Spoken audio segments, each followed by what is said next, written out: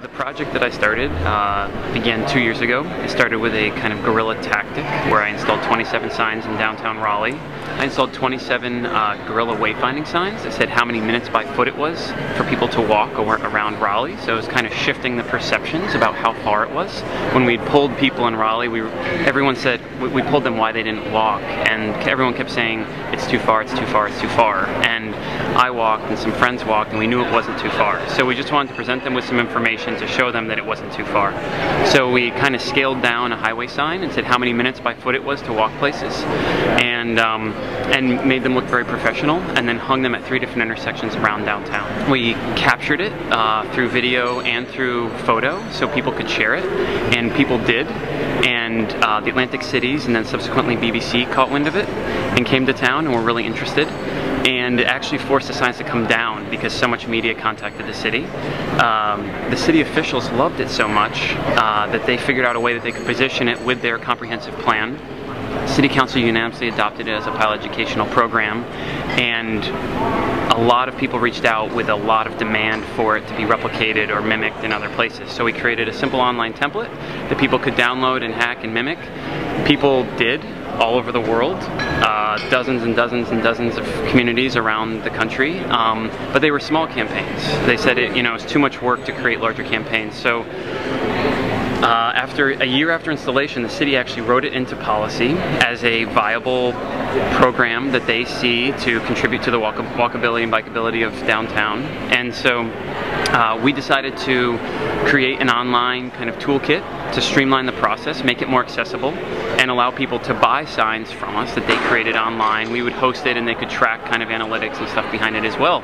And so then people did. Like citizens, community groups, neighborhood organizations started using our platform to create these pedestrian wayfinding signs and systems.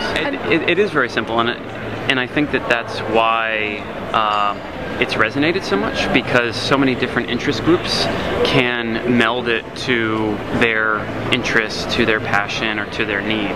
So people who are focused on trail systems can create a more linear campaign to help show assets and destinations off of a trail. Communities that don't have the funding for traditional wayfinding, which is usually millions of dollars, can spend a couple hundred or a couple $1,000 bucks, rally the community together, highlight the assets, and then hang signs literally in weeks instead of years. And so that's really what the dialogue that this kind of platform is contributing to. And so now it's actually kind of snowballed into an actual organization where we're evolving the technology to really fit and meet the needs of cities as well as communities. So it started DIY and then scaled to be included in policy, and now it's a full-time business. And I think a lot of that had to do with doing a lot of listening, a lot of asking of questions, a lot of documentation, a lot of follow-up with people who were replicating and using it and understanding how it applied to them, so that as it evolved, we could better understand how it fit and could be more legitimate, or help solve more problems so that it became more of a need. Well, I think as a citizen, you have a much louder voice now. Primarily through social media. That's how I connected with the policymakers in Raleigh, to hear feedback about the project and to connect them with the other interested media to bring them around the table as stakeholders. I reached out to the Chief Planning and Development Director about 12 hours before BBC was coming to town through Twitter.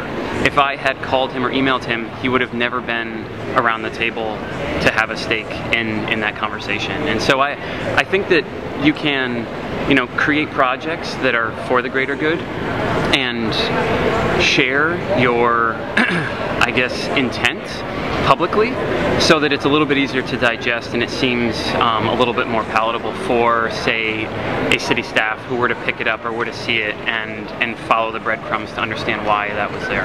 Our motto is "It's not too far." So we also try and build like a little bit of a lifestyle kind of brand and identity around it. So design is as much of an important piece of the platform as like the technology and some of the other things.